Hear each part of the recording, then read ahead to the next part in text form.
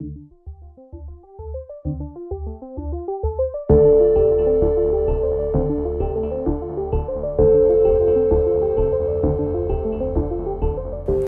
harus sadari bahwa kita adalah negara kepulauan yang terdiri dari lebih dari 17.000 pulau, dari Sabang sampai Merauke, dari Miangas ke Pulau Rote.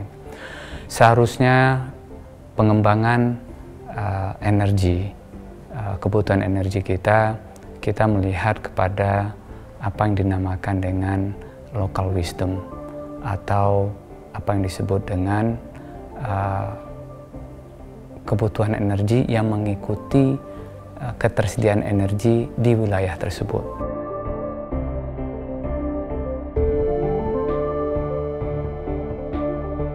Nah, untuk itu apa rencana kita? Pertama adalah kalau ada sumber energi di pulau tersebut, maka itulah menjadi prioritas kita untuk dikembangkan. Misalnya sebuah daerah punya lapangan gas.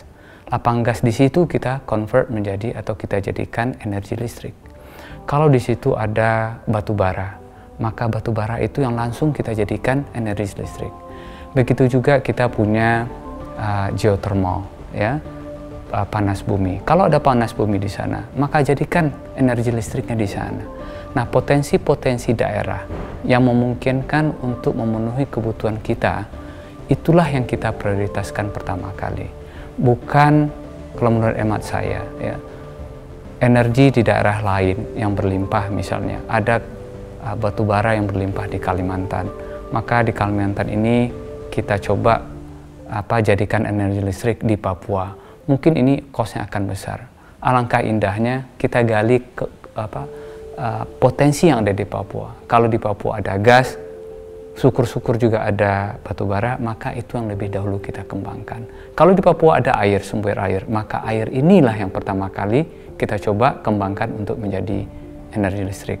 Jadi setiap kebutuhan di lokal, di setiap pulau dipenuhi oleh resources yang ada di wilayah tersebut.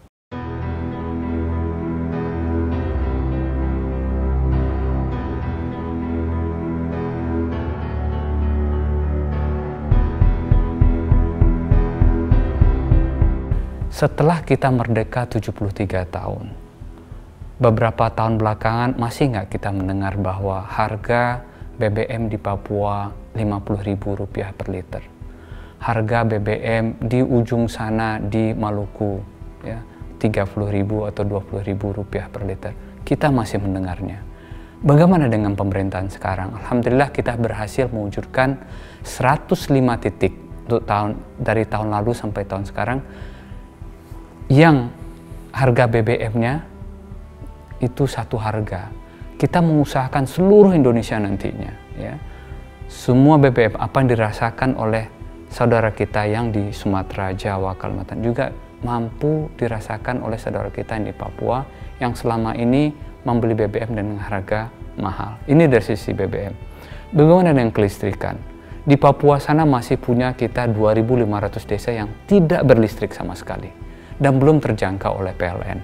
Nah, untuk itu kita bikinkan program singkatnya yang dinamakan dengan listrik tenaga surya hemat energi. Jadi tiap rumah kita sediakan 4 bola lampu dan energinya berasal dari matahari. Dan ini bisa tahan sampai 3 tahun. Nah, ini yang kita jadikan program utama kita agar rasio elektrifikasi, ya, yang selama ini jauh, ya, dari yang kita inginkan. Alhamdulillah sampai hari ini kita berhasil rasio elektrifikasi tahun ini 98% seluruh Indonesia sudah dialiri oleh listrik. Dan inilah salah satu wujud apa yang dinamakan dengan energi berkeadilan.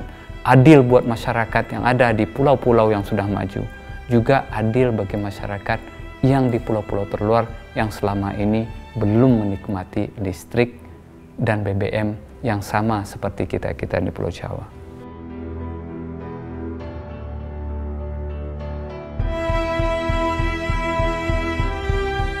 Memang ada yang mengatakan kalau kita melakukan BBM satu harga, rasio elektrifikasi kita yang udah hampir 98%, insya Allah tahun depan 99%, ya.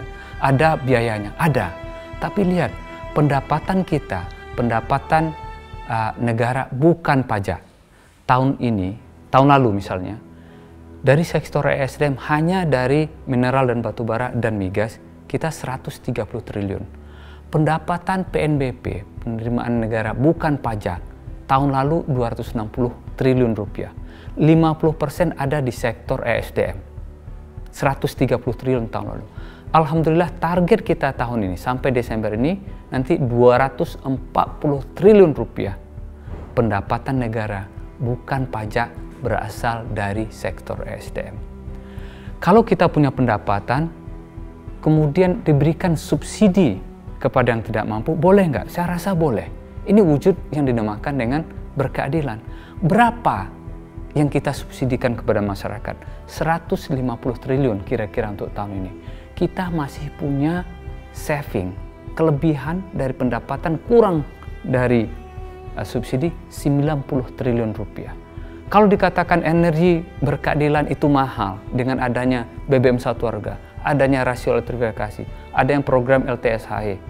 Lihat, kita juga menghasilkan sesuatu yang bisa kita gunakan agar masyarakat yang tak mampu, yang menjadikan kita warga Indonesia yang sama di seluruh Indonesia bisa terwujud.